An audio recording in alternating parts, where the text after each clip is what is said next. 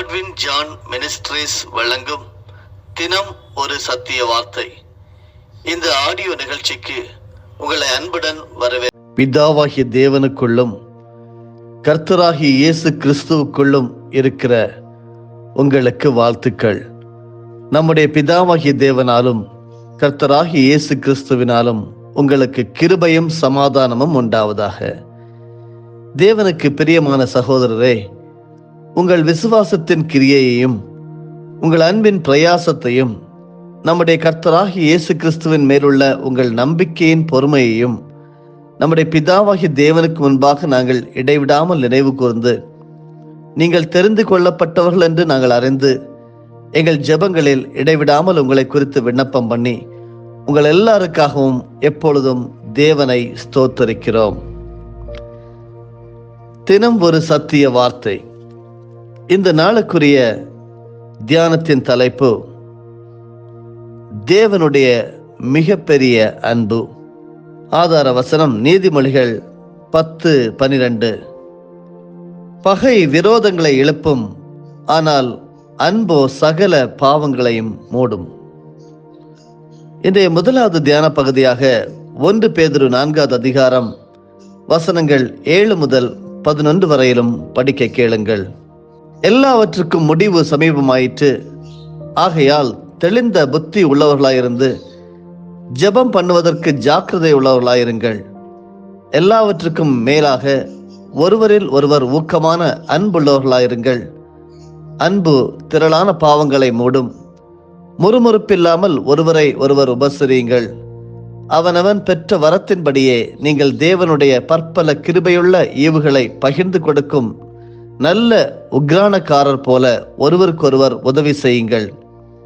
ஒருவன் போதித்தால் தேவனுடைய வாக்கியங்களின்படி போதிக்க கடவன். ஒருவன் உதவி செய்தால் தேவன் தந்தருளும் பலத்தின்படி செய்ய கடவன். எல்லாவற்றிலேயும் இயேசு கிறிஸ்து மூலமாய் தேவன் மகிமைப்படும்படியே செய்வீர்களாக. அவருக்கே மகிமையும் வல்லமையும் சதா காலங்களிலும் உண்டாயிருப்பதாக. ஆமேன். தேவனுடைய மகா பெரிய அன்பு. பகை என்பது தான் இருக்கின்ற பாத்திரத்தை அரித்துவிடும் என்றார் அமெரிக்காவின் முன்னாள் சட்டமன்ற மேலவை உறுப்பினரான ஆலன் சிம்சன். ஜார்ஜ் புஷ்ஷின் அடக்கத்தின் போது அவர் தன்னுடைய நண்பனின் அன்பினை நினைவு கூர்ந்தார். அமெரிக்க ஐக்கிய நாடுகளின் 41ஆம் ஜனாதிபதியான புஷ் தன்னுடைய தலைமையத்துவ பணியிலும் தனிப்பட்ட உறவுகளிலும் எந்த பகைமையையும் மனதில் வைத்துக் கொள்ளவே இல்லை. மாறாக நகைச்சுவையையும் அன்பையும் அணைத்துக் கொண்டார் என்றார் ஆலன் சிம்சன். இந்த சட்டமன்ற உறுப்பினரின் கருத்தை நாமும் ஒத்துக்கொள்ளத்தான் வேண்டும். நான் பகையை எனக்குள் அடக்கி வைத்த போது அது எவ்வளவு பாதிப்பை எனக்கு ஏற்படுத்தியது என்று சொல்லி நாம் ஒருவருக்கு ஒரு நினைத்து கொள்ள வேண்டும்.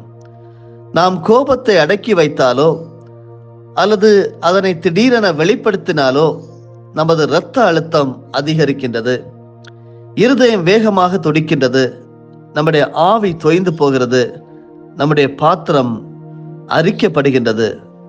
அதனால்தான் நீதிமொழிகள் 10வது அதிகாரம் 12வது வசனத்திலே சொல்லப்பட்டிருக்கிறது, பகை விரோதங்களை எழுப்பும், அன்போ சகல பாவங்களையும் மூடும் என்று அறிந்து உணர்ந்து சாலமோன் ராஜா நமக்கு சொல்லியிருக்கின்றார்.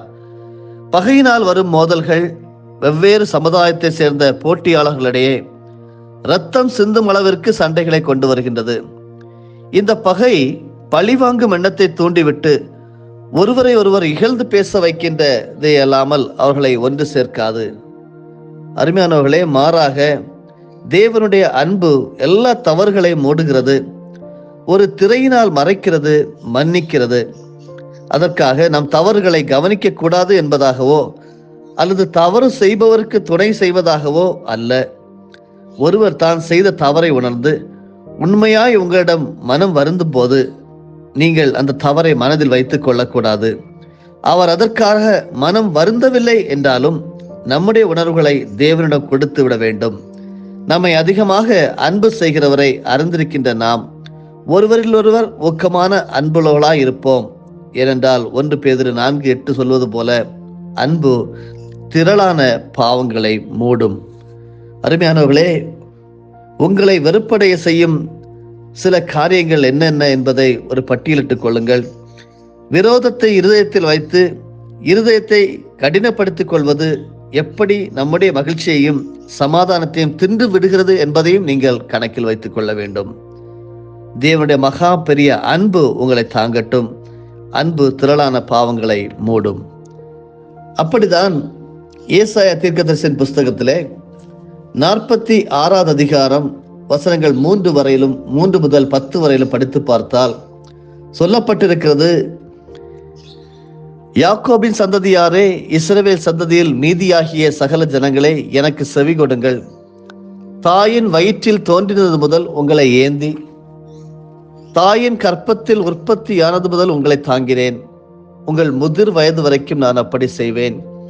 நரை வயது மட்டும் நான் உங்களை தாங்குவேன். நான் அப்படி செய்து வந்தேன். இனிமேலும் நான் ஏந்துவேன். நான் சுமப்பேன், தப்புவிப்பேன். யாருக்கு என்னை சாயலும் சமமுமாக்கி யாருக்கு நான் ஒப்பாகும்படிக்கு என்னை ஒப்பிடுவீர்கள்?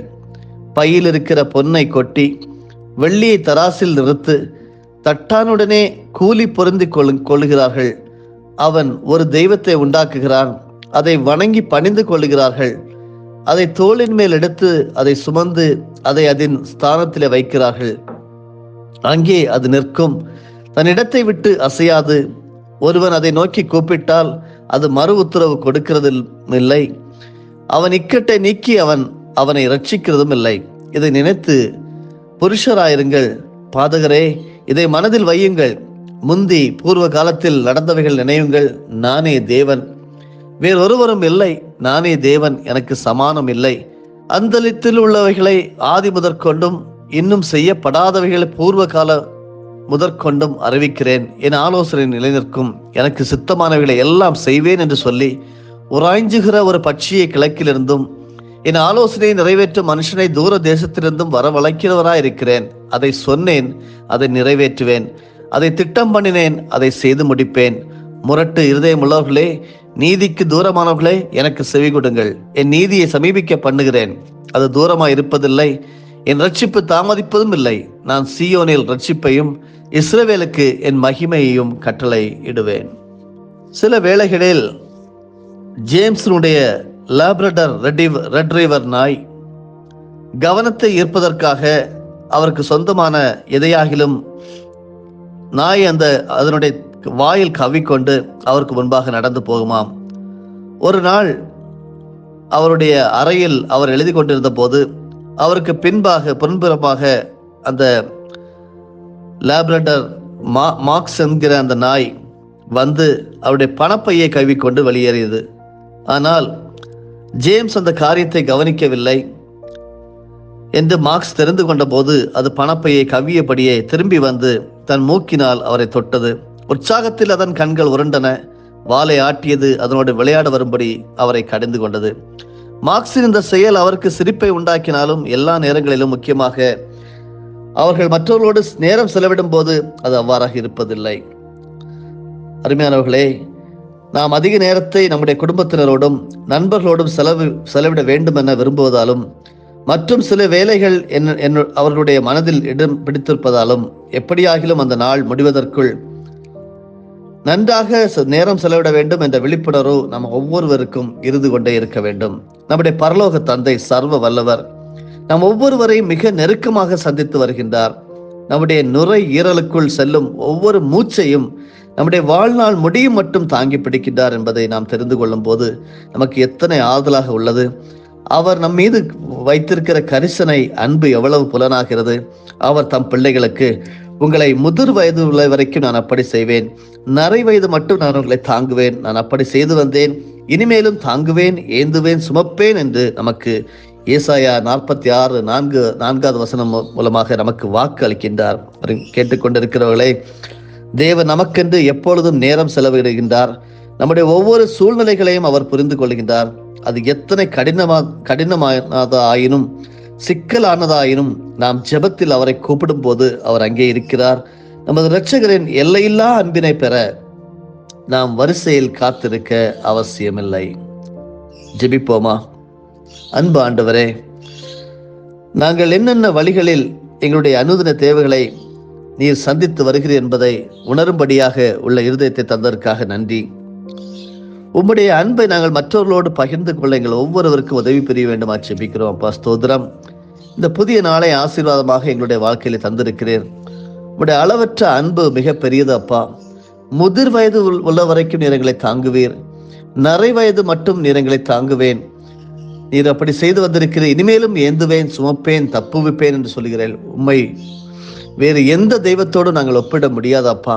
நீரே தேவன், உம்மை தவிர வேறு தேவன் இல்லை என்று சொல்லி நாங்கள் அறிக்கை செய்கிறோம். இந்த காலை வேளையிலே அப்படி என்னோடு இணைந்து ஜெபித்துக் கொண்டிருக்கின்ற, உம்முடைய அன்பை ருசித்துக் கொண்டிருக்கிற ஒவ்வொரு பரிசுத்தவான்களையும் கர்த்தர் தொடர்ந்து ஆசீர்வதித்து வழிநடத்துவீராக, உயர்த்துவீராக, தாங்குவீராக, ஏந்துவீராக. எல்லா புத்திக்கு மேலான தேவ சமாதானம் எங்கள் இதயங்களை சிந்தைகளையும் காத்துக்கொள்ள கடவது இயேசுவின் மூலமே பிதாவே, ஆமேன். என் ஆத்துமாவே கர்த்தரை ஸ்தோத்தரி, என் முழு உள்ளமே அவருடைய பரிசுத்த நாமத்தை ஸ்தோத்தரி. என் ஆத்துமாவே கர்த்தரை ஸ்தோத்தரி, கர்த்தர் செய்த சகல உபகாரங்களையும் மறவாதே. ஆமேன்.